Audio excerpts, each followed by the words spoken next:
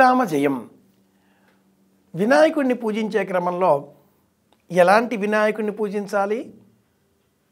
అందరూ అంటూ ఉంటారు, మట్టి వినాయకుడితో పూజ చేసినట్లయితే లేక మట్టి వినాయకుడిని పూజించినట్లయితే సకల శుభాలు కలుగుతాయి. నిజమే. వరసిద్ధి వినాయక స్వామిని మట్టితో చేసిన ప్రతిభతో ఆహ్వానం చేసిన అనంతరం పూజించి తిరిగి నీటిలో నిమజ్జనం చేయాలి. అయితే నిత్య ఆరాధనలో మన ఇంటిలో రాగి లోహంతో ఉన్న వినాయక ప్రతిమను అర్చనలో పూజించినట్లయితే సకల శుభాలు కలుగుతాయి. చర రూపంలో పార్థివ లింగం అనే పేరిట మట్టితో చేసిన వినాయక ప్రతిమను, మట్టితో చేసిన శివలింగ ప్రతిమను పూజిస్తూ ఉంటాం. పార్థివ లింగ పూజ ప్రతిరోజు అరచేతిలో మట్టితో శివలింగం సిద్ధం చేసి చేతిలో అభిషేకం చేసి అనంతరం ఆ శివలింగమును నీటిలో నిమజ్జనం చేయడం. అలాగే గౌరీ పూజ అరచేతిలో పసుపు ముద్దతో గౌరమ్మను సిద్ధం చేసి తమలపాకుల పైన ఉంచి పూజించి అనంతరం ఆ పసుపు ముద్దను గౌరమ్మను నీటిలో నిమజ్జనం చేయడం. వరసిద్ధి వినాయక స్వామి ప్రతిమ మట్టితో ఈ ప్రతిమను సిద్ధం చేసి ఒక్క చవితి రోజు మాత్రమే పూజించాలి అని స్కాంద పురాణోక్తం. చతుర్దశి వరకు కాదు. మనం చేస్తున్నాం. దేశక్షేమం కోరి బాలగంగాధర తిలక్ గారు ప్రారంభం చేసిన ఈ సంప్రదాయం చతుర్థితో ప్రారంభమై చతుర్దశి వరకు కొనసాగించడంతో ఒక లక్షణం సంప్రదాయం క్రమేణా ఏర్పడింది. స్కాంద పురాణంలో ఈ వ్రతం ఒకరోజు మాత్రమే చెయ్యాలి అని ఉంది. మట్టితో చేసిన ఈ ప్రతిమను ఒకరోజు మాత్రమే పూజించి రెండవ రోజున ఋషి పంచమి వ్రతం అనే సంకల్పంతో నీటిలో నిమజ్జనం చేసి నక్షత్రాలను పూజించాలి. ఇది నిజమైన వరసిద్ధి వినాయక స్వామి వ్రతం.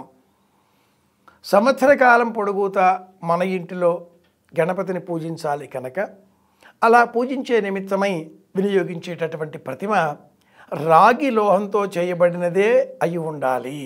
అదే శ్రేష్టం.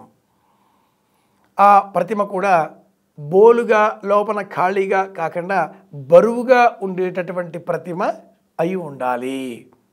వెండి, బంగారం స్తోమత ఉన్నప్పటికీ వాటికంటే కూడా గణపతి ప్రతిమ రాగి లోహంతో మాత్రమే శ్రేష్టం అని మనకు స్కాంద పురాణం తెలియజేస్తుంది. వినాయకుడిని అర్చించే క్రమంలో వరసిద్ధి వినాయక స్వామి వ్రతాన్ని ఆచరించే నేపథ్యంలో స్కాంద పురాణోక్తంగా మట్టితో చేసే వినాయకుడిని సిద్ధం చేసి పూజిద్దాం. సంవత్సర కాలంగా మన ఇంటిలో అర్చన చేసే ప్రతిమ రాగి లోహంతో ఉండేదిగా చూసుకుందాం. వరసిద్ధి వినాయక స్వామి వ్రతంలో మట్టి వినాయక ప్రతిమను మన ఇంటిలో మనం చేసుకోగలిగితే అద్భుతం అంటుంది శాస్త్రం. ఇంటిలో ఉండే చిన్నారి బాలబాలికలతో మనం కూడా కలిసి మట్టిని సేకరించి నీటిని పాలను కలిపి ఆ మట్టిని ముద్దగా చేసి వినాయక ప్రతిమను మనమే మనకు తోచినట్లుగా సిద్ధం చేసుకుంటే కలిగే ఆనందం వర్ణనాతీతం. తండ్రి, కుమారుడు, కుమార్తె, ఇల్లాలు, తల్లి, తండ్రి, ఇంట్లో ఉండేవారంతా కూడా కలిసి సమష్టిగా వినాయక ప్రతిమను చేసుకొని తమకు తోచినట్లుగా వేదిక పైన ఉంచాలి. మట్టి లభించని ఎడల గోధుమ పిండితో పసుపు కలిపి అలా కూడా సిద్ధం చేసుకోవచ్చు. అలాగే గోధుమ పిండి, పసుపు, కాసింత మట్టి మృత్తిక అందులో కలిపి ప్రతిమను సిద్ధం చేసుకొని ఆ ప్రతిమనే వేదిక మీద ఉంచి అలంకరించి పూజించినట్లయితే పర్యావరణానికి హితకరంగా మన ప్రవర్తన ఉంటుంది.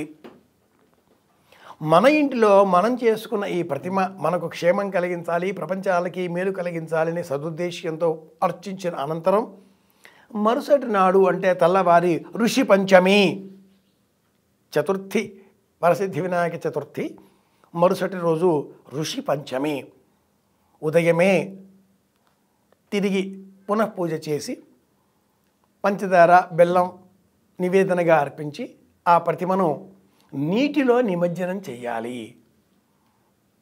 ఒక పెద్ద స్తాంబాళములో లేక గిన్నెలో మన ఇంటిలోనే ఒక బకెట్లోనైనా నీరు నింపి అక్షింతలు పసుపు కుంకుమలను ఆ నీటిలో ఉంచి అదే గంగా అనే సంకల్పం చేసి ప్రతిమను అందులో మన ఇంట్లో మనమే నిమజ్జనం చేసి అనంతరం ఆ ప్రతిమ మట్టిని ఆ నీటిని మన ఇంటిలో మనం పెంచుకునే మొక్కల పాదుల మధ్యన పవిత్రంగా అందులో ఉంచినట్లయితే ఆ మట్టి మళ్ళీ మన ఇంటిలోనే పుష్పాలుగా వికసిస్తుంది, పరమాత్ముడి పాద సన్నిధిని చేరుతుంది.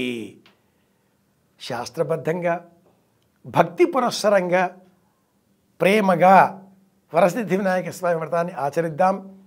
నిత్యము ఆచరించేటటువంటి ఆ పూజ గణపతికి సంబంధించినది, సంవత్సర కాలం కూడా సంబంధించిన ప్రతిమ అర్చన రాగి లోహంతో ఉండే ప్రతిమకై సంబంధించినదిగా తెలుసుకున్నాం కనుక ఆ విధమైన ప్రయత్నాలతో రాగి లోహంతో ఉండే వినాయక ప్రతిమను సేకరించి అర్చిద్దాం, అర్చన చేద్దాం, అందరి క్షేమాన్ని కోరుదాం.